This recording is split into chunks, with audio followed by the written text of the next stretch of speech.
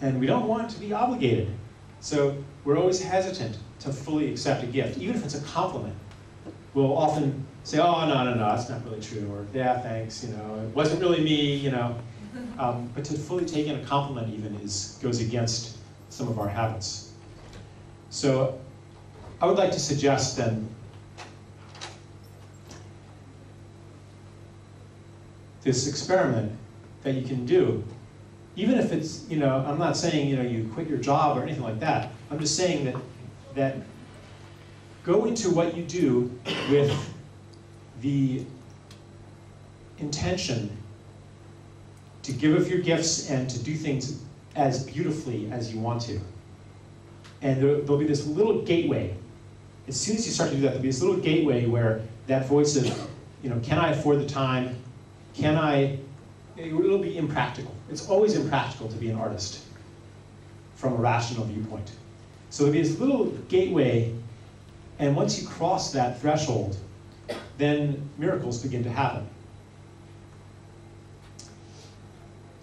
So I'd like to suggest that it's just like a little shift in the way you approach what you do.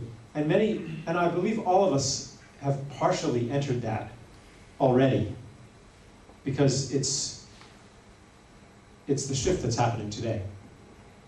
But sometimes what we already unconsciously know, it helps for somebody to articulate it, because it brings it into a more conscious resonance. So I'm offering you that, to approach what you do from the spirit of the gift. And the counterpart is to get ready to say a big yes to what you receive.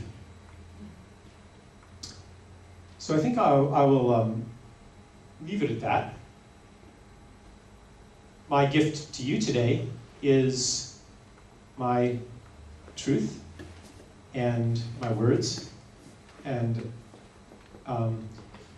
in the afternoon, we're going to have a chance to share our stories of living in the gift world, because we're all pioneering it.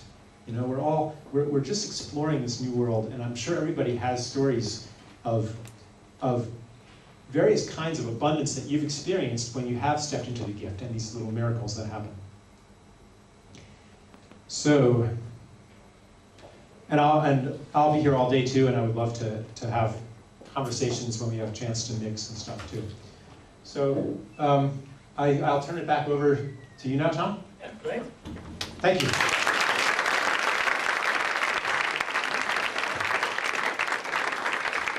All right. I suggest that now we are going to take a short break. No, maybe some questions. Yeah, and after this I wanted to do the questions, because it's a lot of information. Charles, what do you think is best? To now take a short break, or to start with questions, or first let people think maybe? Because it's a lot of information that you gave.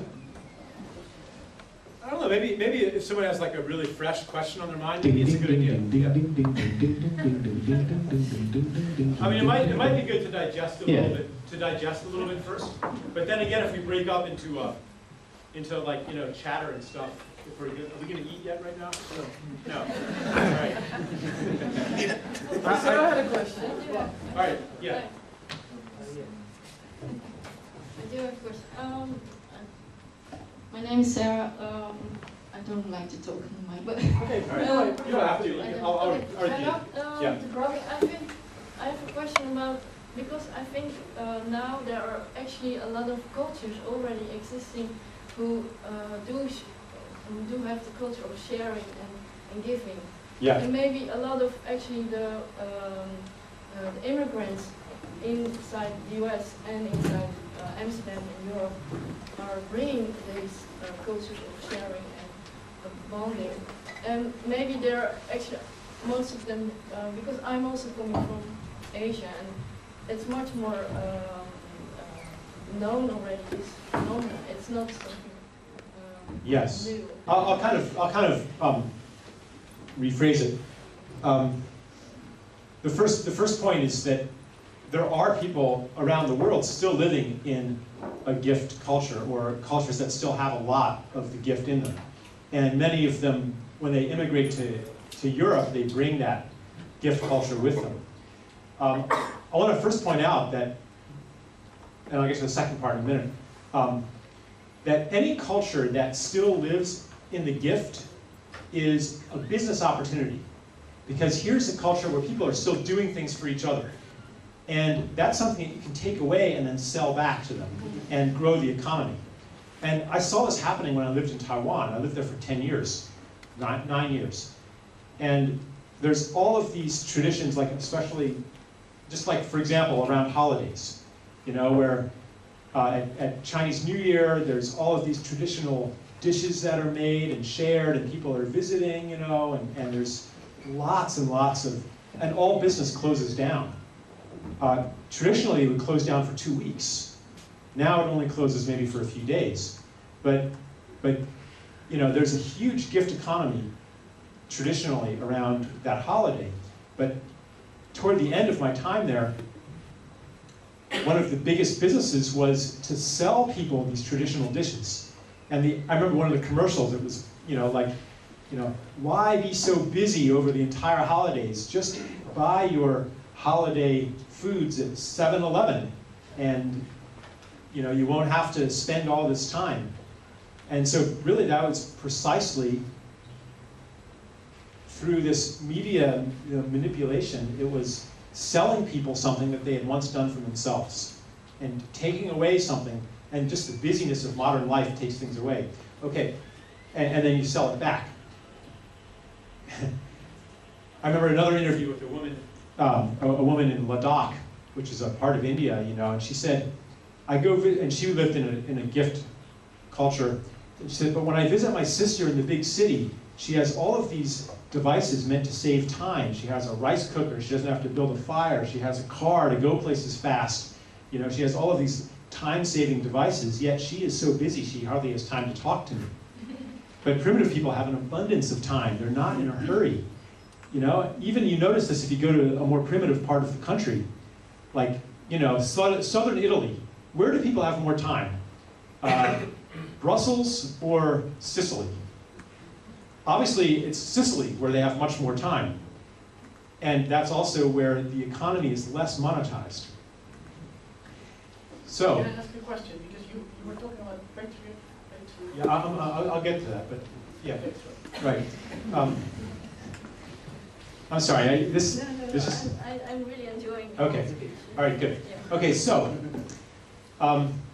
any place on Earth that is still in very much a gift economy will have a very low monetary standard of living. Things will be cheap there, and especially labor will be cheap. So what you do if you want to get rich in this old world paradigm is you go there and build a factory. And you take advantage of it's just like mining a natural resource out of the ground. Here you're mining a social resource. You're strip mining the culture and converting it into money. Now you pay people, and then they start buying things and they enter the money economy. This is what a lot of United States foreign policy is about. And all of this lending through the IMF and the World Bank. It's basically forcing countries to enter the money economy so that people buy the things that they once got for free. So as far as the patriarchy and this has been an historical process. Originally, all cultures were matriarchal. And even today, though, in a patriarchal culture, a lot of the gift culture centers on centers around women, centers around the home. I mean, a lot of the primal gifts that we give to people are ordinarily the province of women, like cooking food, for example, caring for children, breastfeeding. I mean, that is as primal a gift as it gets, is breastfeeding. That was another thing that got converted into money. You know, when I was a kid, take it away from them. Tell them that it's primitive, that it's unsanitary, that it's unscientific. Tell them, you know, propagandize them that formula is better. Make it glamorous.